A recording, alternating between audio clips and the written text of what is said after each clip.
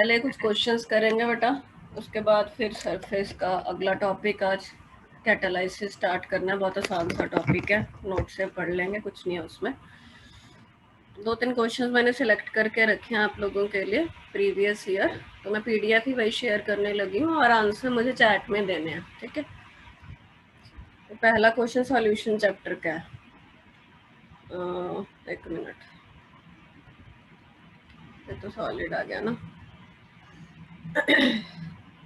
इन लोगों को तो शायद मैंने कराया भी था, जशन और मान्या ने नहीं किया होगा। Let me check. ये प्रीवियस ईयर वाली जो बुक है ना, उसका पीडीएफ है ये। 7th वाला देखो जरा, थोड़ा रिवाइज भी हो जाएगा, तुम लोगों को पता रहेगा कि कितना याद है। चैट में देना answer please, not random. 7th।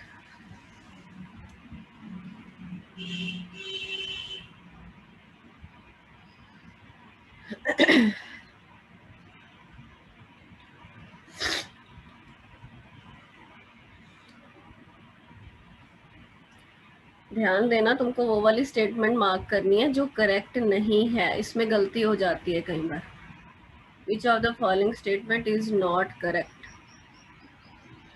तो पढ़ते जाओ, हमने हेनरीज कांस्टेंट के बारे में बात कर रखी है। मुझे एक आंसर मिला। जशन गलत है बेटा, पिछले लेक्चर में पढ़ के आया आप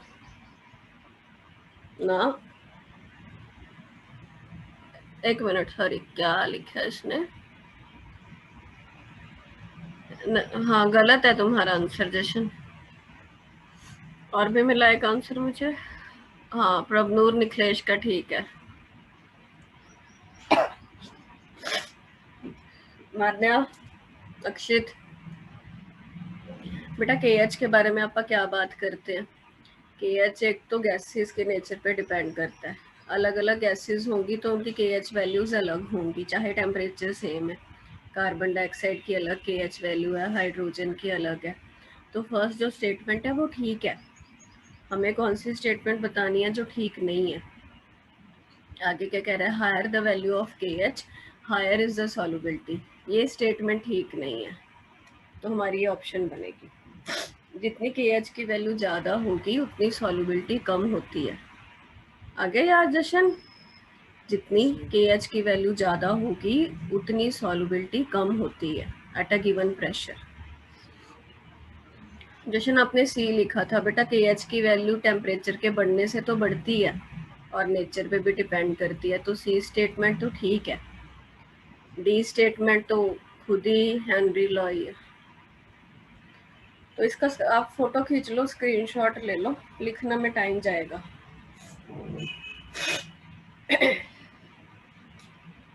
ये देखो कितने बेसिक क्वेश्चंस आते हैं। तुमने सही ढंग से पढ़ा तो आराम से हो जाएंगे। चलो आगे। बाकी काइनेटिक्स के 2 क्वेश्चन मैंने सेलेक्ट किए थे।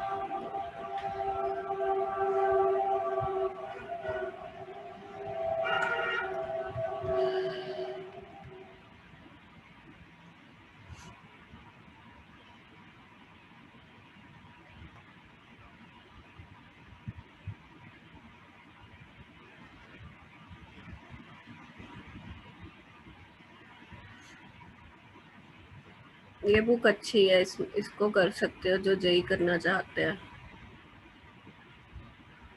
बाकी इससे पहले कोई और भी कर सकते हो आप। एन अवस्थी की भी बुक आती है, उसका लेवल थोड़ा हाई है, उसमें 3 लेवल्स होते हैं, उसका लेवल 1 किया जा सकता है। आगे आगे अपा।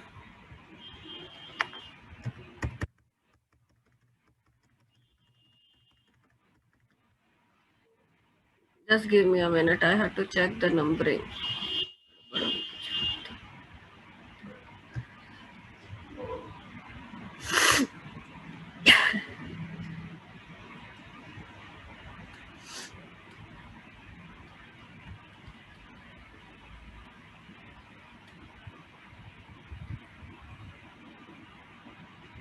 प्रभनूर, कौन सा चैप्टर चल रहा है तेरा? हो गया kinetics complete? Yes ma'am, surface start कर दिया था सैटरडे को। कर लिए parallel and all?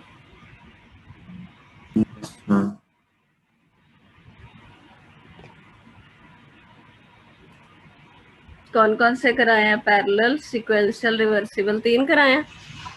Yes ma'am 3 थे।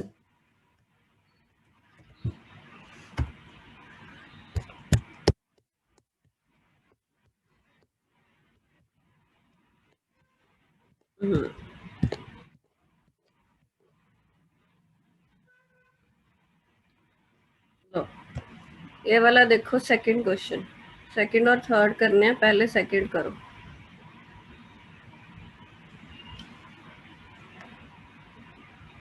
इसको समझाना पड़ेगा मुझे, तो इसको देखो कर पा रहे हो? थर्ड तो इजी है, पहले सेकंड देखते हैं। कोई रिएक्शन है, उसका उसने ये कोई एक्सप्रेशन दिया हमें, और वो हमसे पूछ रहा है कि ए और बी क्या हैं।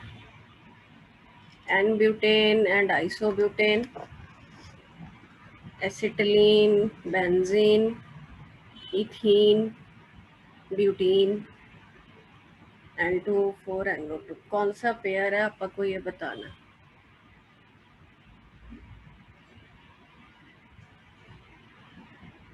ठीक है, कैसे किया प्रभु? किया हुआ था ये क्वेश्चन? नहीं अभी देखा मैम, ये 0.3 से पता लग गया।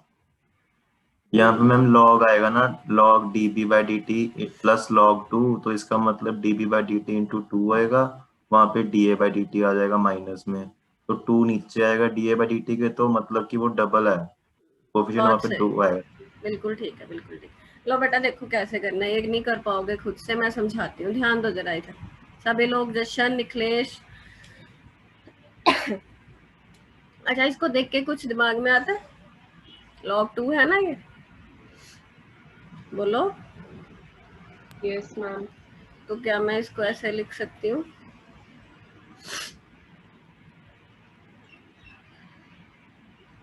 ठीक है ये चीज। अब निखिलेश, इस पे आप कोई फॉर्मूला लगा सकते हैं, जो राइट साइड है ये चीज, log m plus log n multiply होता है ना, log m n। हाँ, तो मैं इसको ये लिख लेती हूँ। ठीक है, log log दोनों साइड कैंसिल हो जाएगा मान्य। क्या बचा? Minus dA/dt 2dB/dt। ठीक है, ये बात सभी को यहाँ तक तो समझ में आ गया? ठीक है, तो ये 2 को इधर लेके जाए तो इसको ऐसा भी लिख सकते हैं।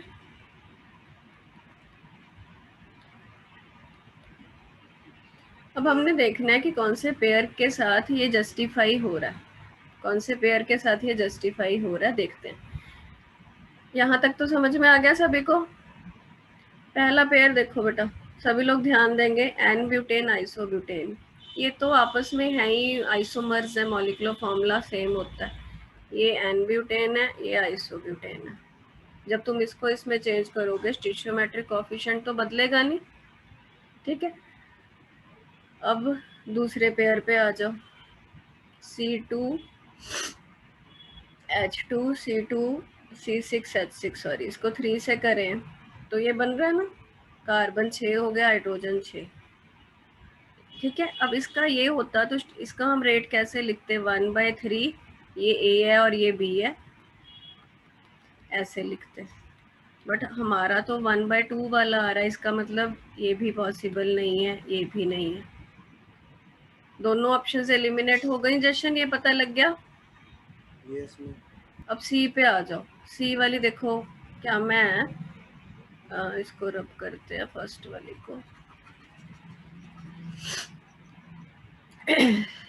तो सी वाली को मैं ऐसे लिख सकती हूँ, डबल नहीं है बेटा वो, C2H4,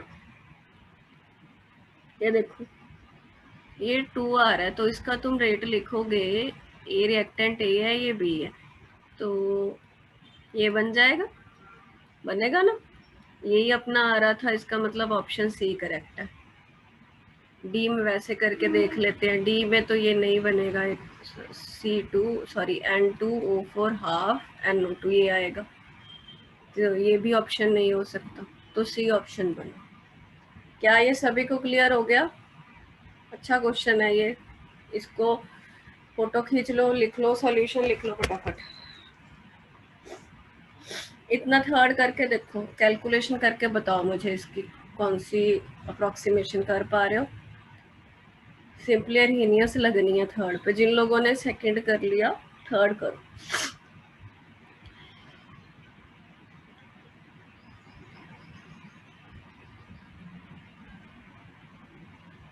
प्रभु डेरिवेशंस भी कराई हैं पैरेलल वगैरह की, क्या बस एक्सप्रेशन लिखा दी है? डेरिवेशन करवाई थी मैम।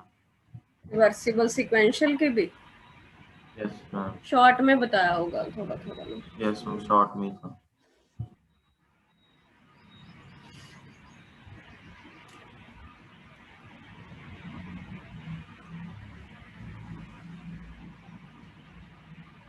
तुम लोगों का ब्रेक कब हो रहा है भाई? सर ने कब छुट्टियां की हैं? दीपक सर ने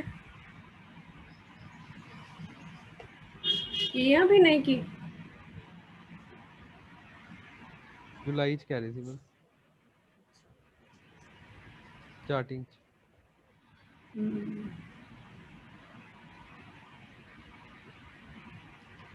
सेकंड नोट कर लिया वैसे सबने? रब कर दा मैं सारा कुछ जो लिखे है? मान्या, जशन, Yes, ma'am. अक्षित, निकलेश, तुम लोग फिर ऑफ करके बैठ गए हो। कोई वीडियो कुछ नहीं सुनना साथ में, जितना ध्यान करोगे उतना बढ़िया। देखो असली तो तब हम पता लगता है कि हम ये क्वेश्चन निकाल पाते हैं कि नहीं, ठीक है ना? प्रैक्टिस करो प्लीज क्वेश्चंस की, एनसीईआरटी के रिपीट करते रहा करो। बैक एक्सरसाइज कभी किसी चैप्टर की उठा ली तो तुम लोग अपने आप को ही टेस्ट कर सकते हो कि हाँ भाई हमें पिछला कुछ याद भी है, भूल तो नहीं गए। तुम्हारा ना ये वाला टेस्ट और पिछला भी रहता है, वो मैं इकट्ठे ही चेक करके भेजूंगी 1-2 दिन तक, तब तक प्रवनोद भी कर लेगा। और बेटा इस संडे सरफेस का टेस्ट होगा, तब संडे हो जाएगा तब तक सब्जेक्टिव। चलो थर्ड वाला करो प्लीज, बहुत इजी है। रेट कांस्टेंट देखो दिए हैं तुमको, इतने टेम्परेचर पे ये है, और ये के हो गया दूसरा इतने टेम्परेचर पे, तो ये T2 है, ये T1 है, ये K2 है, ये K1 है। ये निकालनी है आपको, केल्विन में बदल लेना टेम्परेचर्स को। और नहीं पर अपनों कैलकुलेशन गड़बड़ किया बेटा। तुम्हारा वैसे स्ट्रॉन्ग है कंसेप्ट बहुत, कैलकुलेशन में थोड़ी कैलकुलेटर यूज कर लेते हो ना।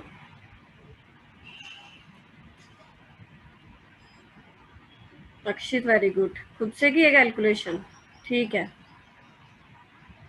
क्या कैलकुलेटर की है, सही सही बताओ। कैलकुलेशन के लिए मैम कैलकुलेटर यूज की है, बड़ी सी में। तो वही चीज थोड़ा सिखानी है, इसमें कंसेप्ट तो कुछ है नहीं ना रजे, तो मैं इतना क्यों बोलती रहती हूँ। अब वहां पे यूज करने देंगे कैलकुलेटर? नहीं देंगे ना, ना बोर्ड से देना है, ना जेई से देना है, ना किसी और कॉम्पिटिशन से देना। ये एक्सप्रेशन लग जाएगा।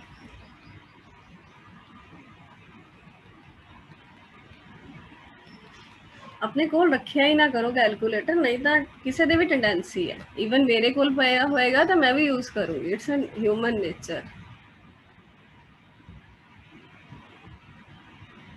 निकालिए प्लीज आंसर, निकालिए, किलो जूल में दे रखे हैं आंसर। टेम्परेचर एक तो 600 केल्विन आ जाएगा, ये 800 आ जाएगा, माइनस में ऊपर तो 200 हो गया। अप्रोक्सीमेशन लॉग हैगा, लॉग तो अनु सिखाया ही होया, वो जो टेबल बनाया था 2.5 का है, उसके 25 का स्क्वायर, सॉरी 5 का स्क्वायर कर दो, 5 का लॉग 0.69 होता है, 0.7 ले लो अप्रोक्सीमेशन के लिए।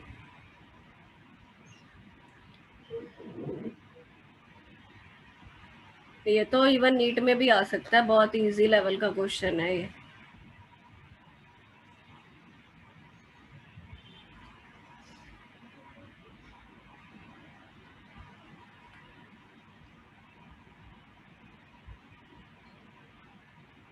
हाँ जी, क्या आया? मान्या, प्रभनूर, जशन, निखिलेश, ऑप्शन बताओ। अक्षित कहाँ चला गया? कैलकुलेशन काफी बड़ी है बेटा वही चीज तो सीखनी है। पूरा पूरा क्यों ले रहे हो? 2.3 ले लो, बस 8.3 ले लो। अब इतना सारा थोड़ी लेने बैठना है। प्रभनूर निकली? ये तो आ रहा है। ना, ये लॉग की है, इसका डी ऑप्शन आ रही है। मैंने खुद भी सॉल्व 2.0 किया था। 2.3 से नहीं मल्टीप्लाई किया। मैंने अप्रोक्सीमेशन लगाई थी मेरा 165 अराउंड आया था, तो 166 सबसे क्लोज है। इसमें तो डिफरेंस भी अच्छा खासा है, तो पता चल जाता है हमें।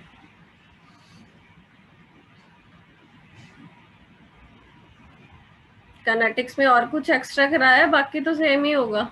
एक वो वॉल्यूम वाला थोड़ा कराया होगा ना? वॉल्यूम वाला कौन सा? कराया था वही सुडो फर्स्ट ऑर्डर रिएक्शन में कुछ वी नॉट वी इंफिनिटी। वो इतना कुछ आता नहीं वैसे उसमें से। चले बेटा, आया कुछ सबका? प्लीज ये कैलकुलेशन करके देखना, तभी फायदा है। ठीक है, फोटो खींचो इसकी या लिखो क्वेश्चन। नोट्स बना रहे हो ना, उन पे ये क्वेश्चन होने चाहिए। देखो बातों बातों में हम ढेर सारे क्वेश्चन कर लेते हैं जेई के प्रीवियस ईयर। अब मैं 2 सरफेस के कराऊंगी, फिर मैं टॉपिक शुरू करूंगी। टॉपिक बड़ा आसान है, तो मैंने सोचा थोड़ा आपकी प्रैक्टिस कराई जाए आज।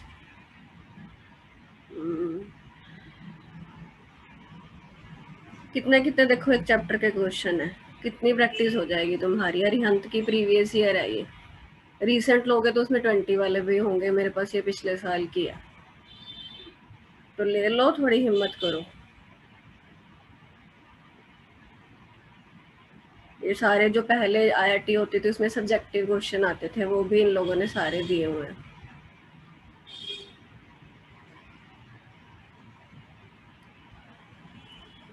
सरफेस के 2 क्वेश्चंस करते हैं अपन।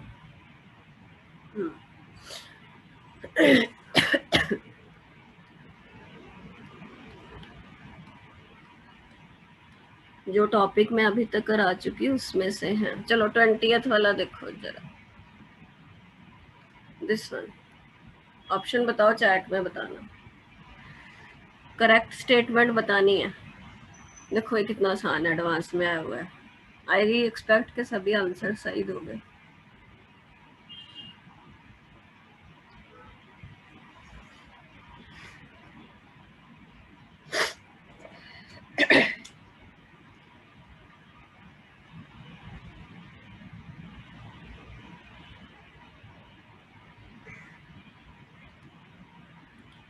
मान्या गलत। बेटा फिजिकल एब्जॉर्प्शन है या ये केमिकल है, बताओ। हाँ प्रॉब्लम सही है। हाँ निखिलेश, ये वाला जिसमें मैंने सर्कल किया 20th। जशन गलत बेटा, करेक्ट स्टेटमेंट है। रजे, एड्सॉर्प्शन इरिवर्सिबल कहाँ होती है? फिजिकल एड्सॉर्प्शन रिवर्सिबल होती है बेटा।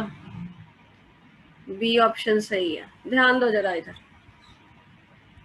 मिथिलिन ब्लू वाली एग्जांपल याद है ना? सॉल्यूशन में आप चारकोल का पीस पाया तो उसके सरफेस पे वो स्टिक हो जाती है, वो फिजिकल एड्सॉर्प्शन है, ध्यान देना। तो फिर फिजिकल एड्सॉर्प्शन को तो एक्टिवेशन एनर्जी नेग्लिजिबल चाहिए होती है, तो इसने जान के कंफ्यूज कर दिया कि 25 डिग्री पे हो रहा है। वो तो वैसे ही बोल दिया उसने कि रूम टेम्परेचर है, उसको एक्टिवेशन नहीं चाहिए होती फिजिकल एड्सॉर्प्शन को, तो ये स्टेटमेंट गलत है। बट एड्सॉर्प्शन वो उसमें डेल्टा एच नेगेटिव होता है, बताया था ना। एड्सॉर्प्शन एक्सोथर्मिक है, अट्रैक्शन होती है तो हीट लिबरेट होती है, तो इसलिए ये स्टेटमेंट ठीक है। ठीक ही पूछा है उसने। अगली आ जाओ। मैं इनग्रेड ढूंढ रहा था। क्या बेटा? मतलब मुझे लगा कि वो पूछ रहे हैं कौन सी करेक्ट नहीं है स्टेटमेंट, वो ढूंढ रहा था। हाँ यही गलती होती है जब ये करेक्ट इनकरेक्ट वाले क्वेश्चंस आते हैं, ये गलती नहीं करनी। तो हमें पता है कि फिजिकल एड्सॉर्प्शन में ऐसा ग्राफ बनता है, किया था अपन ने लास्ट लेक्चर में। जितना टेम्परेचर बढ़ेगा, वैसे ही एक्सोथर्मिक है तो टेम्परेचर बढ़ाने से तो बैकवर्ड ही जाएगा रिएक्शन। इरिवर्सिबल नहीं होती है, फिजिकल वाली रिवर्सिबल होती है। तो बी ऑप्शन करेक्ट है। जब भी ऐसा क्वेश्चन हो ना तो उस पर सर्कल कर लिया करो कि करेक्ट पूछा है क्या इनकरेक्ट पूछा है। चलो 19th करो। प्रभु तूने कर ली फ्रेंडली ऑप्शन आइसोथर्म करा दिया? अभी क्या कराया? तो बेसिक कराया होगा, एक ही लेक्चर लगा ना। मैंने ये सैटरडे को कराई थी तो फिर नहीं कर पाओगे ये तो। चलो बाकी लोग करो, देखो बड़ा आसान है, ग्राफ बनाया था ना अपन ने।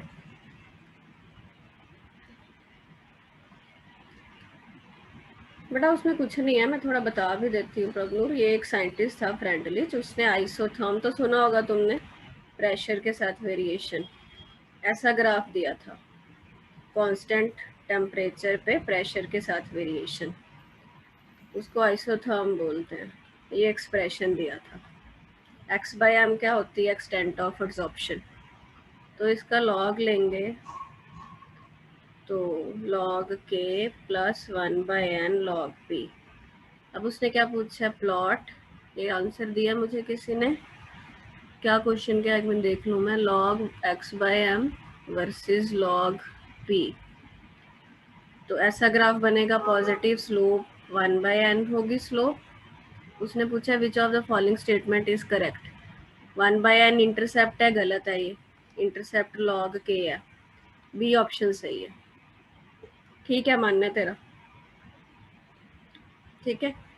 सी गलत है, 1/n log इंटरसेप्ट थोड़ी है, के नहीं आता भाई स्लोप में। जशन तूने आंसर क्यों नहीं दिया? निखिलेश, अक्षित,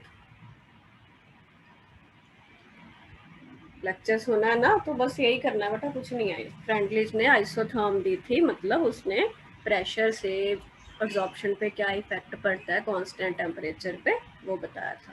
ठीक, ये देखो ये 16 में आया हुआ है, कितने आसान क्वेश्चन है, ढंग से पढ़ोगे तो पक्का सिलेक्शन हो जाएगी। अब हम आगे चलते हैं, मैं नोट शेयर कर दूँ 1 मिनट। एब्जॉर्प्शन तक बेटा नोट्स तुमको भेज दिए थे मैंने। अब अगला टॉपिक है, दिख रहे हैं नोट्स? कैटालाइसिस। ठीक, देखो इस चैप्टर में आपको पता है कि अपने 3 मेन टॉपिक्स हैं। एब्जॉर्प्शन, एब्जॉर्प्शन में फिजिकल एब्जॉर्प्शन, केमिकल एब्जॉर्प्शन, उनमें डिफरेंसेस क्या क्या हैं, कौन से फैक्टर एब्जॉर्प्शन को इफेक्ट करते हैं, और आइसोथर्म, आइसोबार, वो अच्छे से करना है। अगला इस चैप्टर का टॉपिक है कैटालाइसिस, जो हम आज स्टार्ट करने जा रहे हैं। बहुत बेसिक्स है। कैटालाइसिस क्या होता है? हमें पता है कि कोई भी जो रिएक्शन है उसमें यदि हम कोई कैटालिस्ट पाएंगे तो उसकी स्पीड बढ़ जाती है। कैटालिस्ट खुद चेंज नहीं होता, एंड में मतलब फाइनल रिएक्शन के बाद हमें कैटालिस्ट उतने ही अमाउंट में मिल जाता है, वही कंपोजिशन में मिल जाता है, स्पीड बढ़ा देता है। क्यों बढ़ाता है? पिछले चैप्टर में पढ़ा था। क्या आंसर है मान्य, क्यों बढ़ाता है कैटालिस्ट स्पीड?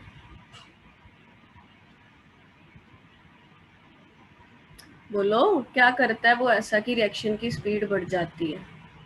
यस मानना, I am asking to you बेटा। भूल गए? जशन, क्या करता है कैटालिस्ट? वो एक शॉर्ट पाथ बना देता है रिएक्शन के लिए। कौन सा पाथ बना देता है? तो मैम शॉर्ट पाथ बना देता है कि इससे रिएक्शन हो जाए। नहीं, शॉर्ट का क्या मतलब है? उससे क्या चीज शॉर्ट हो जाती है? मतलब एक ऐसा तो है नहीं कि हम कोई उसको बाईपास दे रहे हैं, है ना? बिल्कुल, आपने थोड़ा मतलब एक्सप्रेस नहीं कर पा रहे, पॉइंट ठीक बोल रहे हो। वो एक ऐसा पाथ उसको दे देता है जिसमें एक्टिवेशन एनर्जी कम होती है। ऐसा ग्राफ बनाया था ना अपन ने, एक्टिवेशन एनर्जी कम होगी, ये कैटालिस्ट ऐसा करता है, नया पाथ दे देता है जिसकी एक्टिवेशन एनर्जी कम है। आपने ऐसा नहीं बोलना शॉर्ट पाथ, आपने ऐसा बोलना alternative path with lower activation energy. उससे ज़्यादा मॉलिक्यूल्स मतलब उस बैरियर को क्रॉस कर जाते हैं, और ये जो प्रोसेस है इसको कैटालाइसिस बोलते हैं। That's it. कौन सी प्रोसेस? कि कैटालिस्ट पाने से जो स्पीड बढ़ जाती है रिएक्शन की by providing a new path, that process is called catalysis. That's it. Let's read. A catalyst is a substance which increases the rate, मतलब speed of a reaction without undergoing any change any change मतलब ना तो उसका कोई मास बदलता है and में, ना उसकी कोई कंपोजिशन बदलती है। बीच में बदल सकती है, मतलब पार्टिसिपेट कर सकता है, बट जब फाइनली आपको वापस मिल जाता है and can be recovered as such at the completion of the reaction. This phenomena of increase in the speed, or you can say rate of the reaction with help of the catalyst is known as catalysis. इस compound का क्या नाम होता है, बहुत देख चुके, ये पोटेशियम क्लोरेट है। क्या है ये? पोटेशियम क्लोरेट है। इसकी डीकम्पोजिशन की जाए ना तो इसकी डीकम्पोजिशन इतनी रेंज में होती है, ठीक है। बट इसी रिएक्शन को यदि हम कैटालिस्ट पा दें इसमें, मैंगनीज डाइऑक्साइड, तो इसकी जो डिकम्पोजिशन है वो लो टेम्परेचर पे होने लग जाती है एंड विद हाई स्पीड। उसका रेट भी एक्सेलरेट हो जाता है, टेम्परेचर लोअर पे हो जाता है रिएक्शन। अब इसका मतलब क्या है, ये पाने से क्या हुआ, रिएक्शन की स्पीड बढ़ गई और लो टेम्परेचर पे हम रिएक्शन कर पा रहे हैं। वो इंडस्ट्री में यही है कि लो टेम्परेचर पे कर पा रहे हैं तो ओवरऑल जो है फ्यूल बचेगा, एनर्जी बचेगी, ठीक है। तो क्वेश्चन कई बार आ जाता है कि कैटालाइसिस क्या है, तो तुमने ये डेफिनेशन दे देनी है और एग्जांपल पूछेगा तो ये दे देना कि विदाउट कैटालिस्ट इतना टेम्परेचर लगता है, विद कैटालिस्ट ऐसे। एग्जैक्ट नहीं याद होगा, रेंज तो याद कर ही सकते हो, 650 850 के बीच, ये 450 से हाई। अब देखो प्रमोटर एंड पॉइजन, क्या लग रहा है नाम से? प्रमोटर क्या होता है बेटा, सुनते जाना, जब मैं पढ़ाऊंगी तब पढ़ना, ऐसे कंफ्यूजन होगी। जैसे हेबर प्रोसेस तो पढ़ते आ रहे हो +1 से ये, उसमें आयरन भी जानते हो एज अ कैटालिस्ट पाते हैं आप। अब इसमें मॉलिब्डेनम जो है वो प्रमोटर है। प्रमोटर एक ऐसी सब्सटेंस होती है जो आगे कैटालिस्ट को और ज़्यादा मतलब उसकी हेल्प करती है एक तरीके से। कैटालिस्ट पहले रिएक्शन की हेल्प करता है, बट वो कैटालिस्ट की ही हेल्प करती है कि तू और ज़्यादा सही ढंग से अच्छे ढंग से काम कर और ज़्यादा स्पीड को बढ़ा। ऐसी चीज़ को आप प्रमोटर बोलते हैं। प्रमोटर क्या है? सब्सटेंसेस दैट इनहांस, मतलब बढ़ाना, enhance the activity of the catalyst. Example याद करनी पड़ेगी इसमें तुम लोगों को। पॉइजन इससे ऑपोजिट है, ऐसी चीज़ें जो कैटालिस्ट की एक्टिविटी को कम कर देती हैं, which decrease the activity of the catalyst. जैसे ये SO2 O2 जो है कंबाइन करके वो SO3 बनाता है। इस रिएक्शन में जैसे प्लैटिनम कैटालिस्ट होता है, तो इसमें हम साथ में कई बार ना आर्सेनिक के एक एलिमेंट होता है आर्सेनिक, उसके कुछ कंपाउंड्स वगैरह प्रेजेंट होते हैं, तो वो एज अ पॉइजन का काम करते हैं, उसकी एक्टिविटी को कम कर देते हैं कैटालिस्ट की। तो डेफिनेशन प्लस एग्जाम्पल, बोर्ड में ही आएंगे ऐसे क्वेश्चन। यहाँ तक समझ में आ गया सबको? ठीक है। Yes. अब आगे देखो टाइप ऑफ कैटालाइसिस। इसमें भी बेटा रट्टा मारने का बहुत है। पता है क्या है? 2 तरह के कैटालिस्ट होते हैं, एक होमोजीनियस, एक हेट्रोजीनियस। तो होमोजीनियस और हेट्रोजीनियस की ना एग्जाम्पल बहुत आती हैं बोर्ड में। होमोजीनियस कैटालाइसिस वो होता है जिसमें कैटालिस्ट की फिजिकल स्टेट रिएक्टेंट से मैच करती है। जैसे देखो ये रिएक्शन दिख रहा है, SO2 और O2, नाइट्रिक ऑक्साइड भी, प्लैटिनम, दोनों इसमें कैटालिस्ट यूज हो सकते हैं। बट क्योंकि हम होमोजीनियस कैटालिसिस की बात कर रहे हैं तो नाइट्रिक ऑक्साइड लिखा है, गैस है ना ये कैटालिस्ट, रिएक्टेंट भी कौन सी स्टेट में है? गैस में। तो जब reactant and catalyst are in the same phase, phase मतलब गैस है, लिक्विड है, सॉलिड है, जे दोनों ਦਾ ਕਹਿੰਦੇ फेज सेम है, तो प्रोसेस ਨੂੰ ਆਪਾਂ ਕੀ ਕਹਿੰਦੇ ਆ? Homogeneous catalysis. Example very important, all the substances in gaseous phase। और एग्जाम्पल दे रखे हैं, इसका नाम बताना मुझे, कॉमन और IUPAC। मिथाइल नहीं, हाँ हाँ मिथाइल इथेनोएड। हाँ, मिथाइल एसीटेट या मिथाइल इथानोएट। आप पहला लिखी दे बेटा, एस्टर है, मिथाइल है, बाकी 2 ने तो इथनोएट। ਇਹਦਾ ਹਾਈਡਰੋਲਿਸਿਸ ਕਰ ਰਹੇ ਹਾਂ। एसीटेट कॉमन लैंग्वेज कहने आप, hydrolysis of methyl acetate in the presence of H+, तो HCl से आएगा वो लिक्विड है, ये भी लिक्विड है, तो ये होमोजीनियस कैटालाइसिस हो गया। शुगर का हाइड्रोलिसिस, अब सॉल्यूशन लेंगे तो उसकी स्टेट एक्वस है, लिक्विड है, मतलब कैटालिस्ट भी लिक्विड में। तो ये 3 एग्जांपल रटा मार लेना, समझ में आ गई। कैटालाइसिस होमोजीनियस का मतलब बस याद रखना, जब कैटालिस्ट और रिएक्टेंट सेम फेज में होते हैं तो उसे हम होमोजीनियस कैटालाइसिस बोलते हैं। हेट्रोजीनियस तो तुम अब जान ही गए होगे, जब डिफरेंट फेज में है कैटालिस्ट और रिएक्टेंट तो उसको हम हेट्रोजीनियस कैटालाइसिस बोल रहे हैं। When reactant and catalyst are in the different phase उसको हेट्रोजीनियस कैटालाइसिस बोल रहे हैं। अब ये देखो मैंने बोला था ना प्लेटिनम भी कर सकते हैं यूज, बट अब ये हेट्रो की एग्जाम्पल बनेगी। प्लेटिनम सॉलिड है, एक गैशियस में, हेट्रो की एग्जाम्पल बन गई। हेबर प्रोसेस वो भी हेट्रो की बनेगी। आयरन सॉलिड है, ये क्या है, गैशियस है, ठीक है। ऑस्टवर्ल्ड प्रोसेस पढ़ी होगी छोटी क्लासेस में, आप अभी करेंगे पी ब्लॉक में, ठीक है। तो ये इसका स्टेप होता है एक, अमोनिया की ऑक्सीडेशन हो रही है, ये गैशियस है, ये सॉलिड है, तो ये भी हेट्रोजीनियस है। 3 तो कम से कम याद कर लेना, ये आया हुआ है बहुत बार question.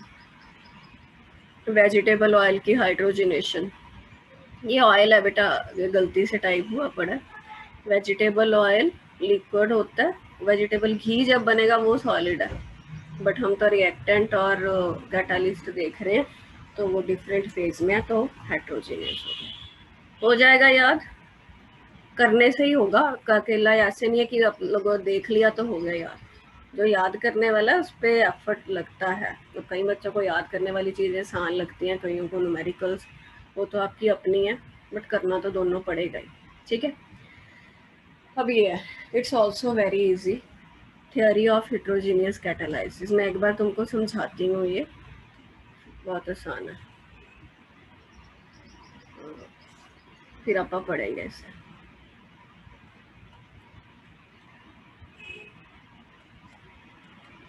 Absorption theory of catalysis, basically heterogeneous वाले पे ही लगता है ये।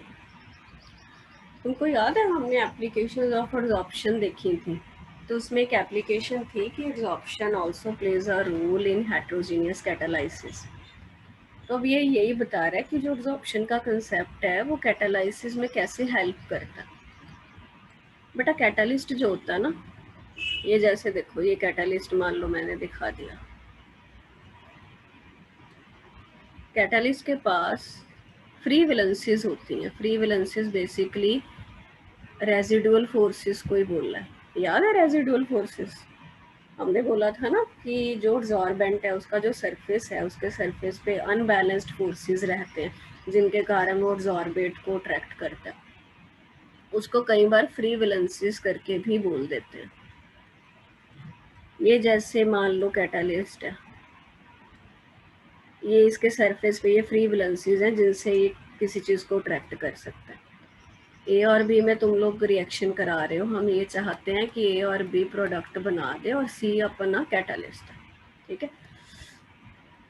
तो कैटालिस्ट का जो सरफेस ये दिखाया बेसिकली, उस पर रेजिडुअल फोर्सेस या कह लो फ्री वैलेंसीज अवेलेबल हैं जिनके कारण ये जो रिएक्टेंट मॉलिक्यूल है इसके सरफेस पे जाके अब्जॉर्ब हो जाएंगे। देखते हैं क्या होता है। तो पहला स्टेप क्या हो गया, कैटालिस्ट जो है वो अब्जॉर्ब हो गया सरफेस पे, ठीक है। इसकी डायग्राम करनी है, ऐसे ऐसे एब्जॉर्प्शन होगी।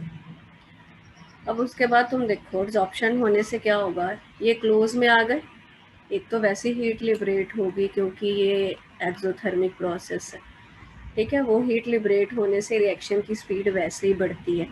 और क्या करता है कैटालिस्ट, ये क्लोज आने से इनमें बॉन्ड बनने के चांस बढ़ जाते हैं। ये समझ लो, बस बनी हुई है नोट्स में, ये डायग्राम बनाने की ज़रूरत नहीं है, तुमको फोकस रखो समझने पे।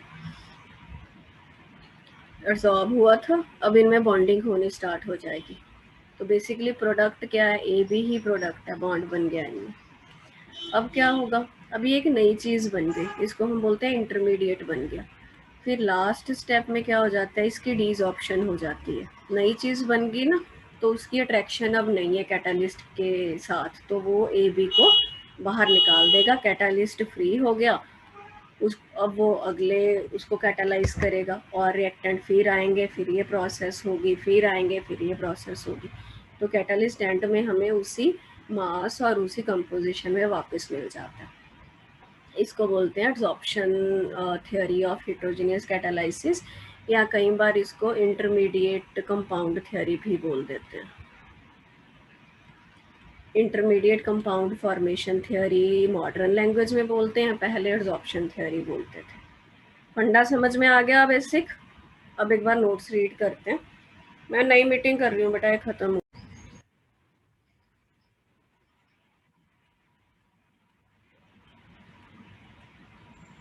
अब बेटा देखो वही चीज़ है, उसको रीड कर लेते हैं। The catalytic action can be explained by modern adsorption theory, which is explained in 5 steps. पहला स्टेप क्या है? Diffusion of reactant on the surface of catalyst. ये कैटालिस्ट है जिसके पास रेजिडुअल फोर्सेस हैं या कह लो फ्री वैलेंसीज हैं। रिएक्टेंट इसके सरफेस पे डिफ्यूज मतलब उसकी तरफ आ रहे हैं। Diffusion of reactant toward catalyst surface ये दिखाया है। फिर अगले स्टेप में क्या होगा? Absorption of reactant molecule. ये रिएक्टेंट मॉलिक्यूल इसके सरफेस पे एब्जॉर्ब हो गए, ये दूसरा स्टेप। ये पहला स्टेप डिफ्यूज हो रहे हैं, दूसरा स्टेप एब्जॉर्ब हो रहे हैं। अगला स्टेप क्या है? occurrence of chemical reaction on the catalyst surface through formation of intermediate। हमें पता होता है, आप वैसे भी बोलते हैं कि इंटरमीडिएट बनता है। अब एब्जॉर्प्शन होगी, अब A और B में रिएक्शन होने लग गया, chemical reaction between reactant forming and intermediate बन गया। ठीक है, तीसरा स्टेप। चौथा स्टेप क्या है? डीजॉर्प्शन। क्या था एब्जॉर्प्शन का opposite? Desorption of reactant product. जो प्रोडक्ट बन गया अब उसकी कैटालिस्ट के साथ अट्रैक्शन नहीं रही, क्योंकि पहले ए भी अलग अलग थे, अब नई चीज़ बन गई तो वो निकल जाएगा। लैक ऑफ अफिनिटी क्या होता है? अट्रैक्शन कम हो गई कैटालिस्ट सरफेस के लिए, तो सरफेस को छोड़ देगा। ये देखो प्रोडक्ट डिफ्यूज अवे, ये अवे है बेटा, ये निकल गया, यहाँ पे कुछ नहीं है, थोड़ा सा इसको दूर दिखा देना तुम लोग।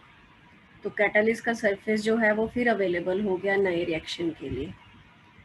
लास्ट डिफ्यूजन ऑफ प्रोडक्ट दूर चला गया कैटालिस्ट के सरफेस, कैटालिस्ट रीजनरेट हो गया। ये डायग्राम दिखानी है, ये भी बोर्ड में आता है। अब कई बार क्या होता है, समझ होती है बट उसको हम अच्छे से करते नहीं है कि प्रेजेंट नहीं करना आता। बोर्ड के लिए आपको ये डायग्राम और ये 5 स्टेप लिखने पड़ेंगे। 3 नंबर में ये क्वेश्चन बहुत बार आया, ऐसे ही क्वेश्चन डालूंगी मैं, ये जो संडे को तुम्हारा टेस्ट होगा। यहाँ तक कोई डाउट किसी को? आगे देखो, अब आज वाले टॉपिक में आप क्या क्या पढ़ के आए हैं अभी तक? कैटालिस्ट क्या होता है, कैटालाइसिस क्या होता है, कैटालाइसिस की एग्जाम्पल, और उसके बाद types of catalysis, homogeneous and heterogeneous catalysis. वो डिपेंड करेगा कि ये रिएक्टेंट और कैटालिस्ट का फेज सेम है क्या डिफरेंट है। सेम है तो होमोजीनियस है, डिफरेंट है तो हेट्रोजीनियस है। उसके बाद हम ये देख रहे हैं कि कैटालिस्ट हेल्प कैसे करता है रिएक्शन की स्पीड बढ़ाने में, और पार्टिसिपेट करता है या नहीं करता, क्या करता है। अब हमने इसके 2 फीचर पढ़ने हैं, इम्पॉर्टेंट फीचर्स ऑफ कैटालिस्ट। हमारे सिलेबस में मेनली सॉलिड कैटालिस्ट ही हैं। 2 फीचर आते हैं बेटा, एक होती है एक्टिविटी, एक होती है सिलेक्टिविटी। ठीक है, एज सच क्वेश्चन आ जाता है, फीचर लिखो जी कैटालिस्ट के, एग्जाम्पल देनी है, एक लाइन लिखनी है। एक्टिविटी का की मतलब है सीधा, activity of catalyst means its capacity to increase the speed of the reaction, कि कितनी को वो स्पीड बढ़ा पड़ा है, कितनी को उसकी कैपेसिटी है स्पीड को बढ़ाने की। तो जब भी बोलेगा कि एक्टिविटी क्या होता है तो हम क्या बोलेंगे? Capacity to increase the speed. Hydrogen और ऑक्सीजन प्लेटिनम के प्रेजेंस में वाटर बनाता है। एक्सप्लोजिव ये कहता होता है रिएक्शन जब प्लेटिनम की प्रेजेंस में है। एज सच ना कैटालिस्ट आप डालें तो ये ऐसे ही पड़ा रहेगा इतने साल भी, हाइड्रोजन ऑक्सीजन फिर रिएक्ट नहीं करता, या तो इलेक्ट्रिक स्पार्क चाहिए होता है या कैटालिस्ट की प्रेजेंस में। अब इसने इतना सारा कैटालाइज कर दिया कि वायलेंट रिएक्शन तक होने लग गया, तो ये उसकी कैपेसिटी है, उसकी इतनी एक्टिविटी है। एक्टिविटी डिपेंड किस पे करेगी? एब्जॉर्प्शन कितनी हो रही है, जितनी स्ट्रॉन्ग एब्जॉर्प्शन होगी उतनी हीट ज़्यादा रिलीज होगी, और उतना अच्छे ढंग से वो कैटालाइज करेगा, उतना रिएक्शन फास्ट होगा। ये क्यों मैटर कर रहा है? क्योंकि हम पीछे देख के आए हैं कि कैटालिस्ट एब्जॉर्प्शन के थ्रू जो है कैटालाइज करता है। दूसरा फीचर क्या है? सेलेक्टिविटी। अब इसका मतलब देखते हैं क्या है। कैटालिस्ट की सिलेक्टिविटी क्या होती है? Selectivity of a catalyst means its ability to direct a reaction to yield a particular product. मतलब एग्जाम्पल से समझते हैं। तुम ये देख रहे हो कि ये तीनों एग्जाम्पल में जो रिएक्टेंट है वो सेम है, कार्बन मोनोऑक्साइड और हाइड्रोजन को ही रिएक्ट कराया जा रहा है ना, बट तीनों केसेस में जो कैटालिस्ट हैं वो डिफरेंट है। कैटालिस्ट डिफरेंट होने से तुम्हारे पास प्रोडक्ट भी डिफरेंट बन रहे हैं, तो इसको सिलेक्टिविटी बोलते हैं कि कौन सा कैटालिस्ट पर्टिकुलर रिएक्टेंट को किस डायरेक्शन में कैटालाइज करेगा, कौन सा प्रोडक्ट बनाएगा। ये है सिलेक्टिविटी। सिलेक्टिव है वो, ये कैटालिस्ट डालोगे तो ये प्रोडक्ट बनेगा, ये कैटालिस्ट डालोगे तो ये प्रोडक्ट बनेगा। ये भी कैटालिस्ट का फीचर होता है, ठीक है। ये एग्जांपल करनी है आपको। मीथेन बनती है निकल की प्रेजेंस में, मिथानॉल बन रहा है। हम ये कॉम्प्लेक्स लेते हैं कॉपर और जिंक ऑक्साइड का, क्रोमियम ऑक्साइड के साथ होता है कैटालिस्ट, और कॉपर होता है तो हमारे पास ये बनता है। ये कौन सा कंपाउंड है, नाम बता सकते हो? Formaldehyde. Formaldehyde, common name formaldehyde, IUPAC name methanol, ठीक। तो कैटालिस्ट का जो एक्शन है वो कहता है हाईली सिलेक्टिव है, that is a given catalyst can catalyse only a particular reaction and not all the reactions. समझ में आ गया बेटा यहाँ तक? यस। Yes ma'am. ना ये साथ साथ करते रहना, फिर टेस्ट में ये सारा होगा। और इस बार मैं मीटिंग ऑन करके लूँगी, टेस्ट देखते हैं सैटरडे को लेना या संडे को। तो आप सैटरडे के हिसाब से तैयारी रखनी है आपने। तो ये फिर बेटा लंबा टॉपिक है, इसको अपन कल शुरू करेंगे। आज के लिए इतना ही, ठीक है। ये नोट्स मैं शेयर करूँगी। ओके बेटा, बाय बाय।